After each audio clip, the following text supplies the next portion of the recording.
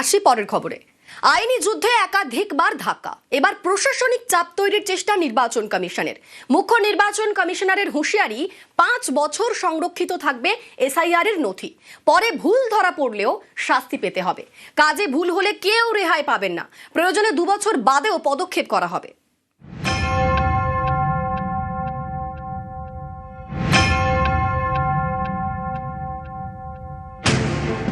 SIR নিয়ে আইনি যুদ্ধে একাধিকবার ধাক্কা খেয়েছে নির্বাচন কমিশন।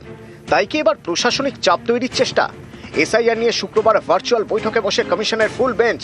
বৈঠকে ছিলেন পশ্চিমবঙ্গের সিইও, জেলা শাসক এবং অবজারভাররা।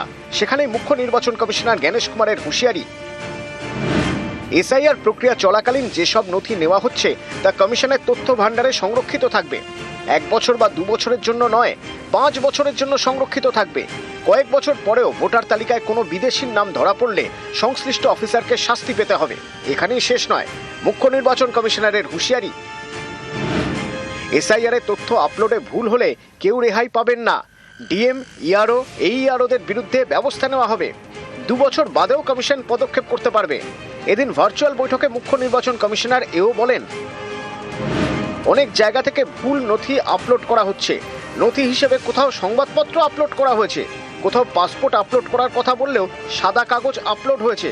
এমনই বেশ কিছু নথি দেখিয়ে উত্তর 24 পরগনা এবং দক্ষিণ 24 পরগনা জেলা শাসককে সতর্ক করে দেন মুখ্য নির্বাচন কমিশনার। দক্ষিণ 24 পরগনা জেলা শাসককে বলেন, সব থেকে খারাপ কাজ হচ্ছে দক্ষিণ 24 পরগনায়। তখন পশ্চিমবঙ্গের মুখ্য নির্বাচনী আধিকারিক মনোজ কুমার আগরওয়াল বলেন, এই ধরনের ভুল হলে শাস্তিমূলক ব্যবস্থা নিতে হবে।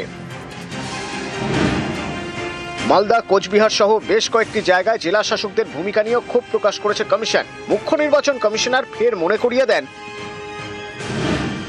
এসআইআর এর কাজ নিয়ে সতর্ক থাকতে হবে। এই কাজ সঠিক এবং নিখুঁতভাবে করতে হবে। অপ্রাসঙ্গিক তথ্য আপলোড করা যাবে না। অভিযোগ নিষ্পত্তির জন্য নির্দিষ্ট নথির বাইরে অন্য কোনো নথি নেওয়া যাবে না। ভালো মানের কাজ চাই। ভোটার তালিকায় অনৈতিকভাবে কোনো নাম যেন না ঢোকে অথবা বাদ যায়। 5 দিনে 1 কোটি ভোটারের নথি আপলোড করা হয়েছে। এই নথিগুলো কি যাচাই করা হয়েছে? কারা যাচাই করেছেন? সব নথি ফের যাচাই করতে হবে।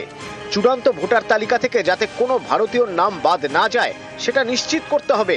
ভোটার তালিকায় কোনো বিদেশির নাম যাতে না থাকে সেটাও নিশ্চিত করতে হবে।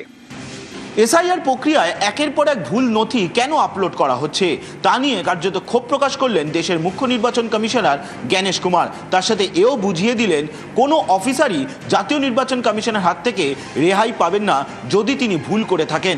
আজ না হোক 2 বছর বাদেও জাতীয় নির্বাচন কমিশন তার বিরুদ্ধে পদক্ষেপ করতে পারে। ক্যামেরায় সুমন বোসের সঙ্গে সোমরাজ বন্দ্যোপাধ্যায়, নিউজ 18 বাংলা।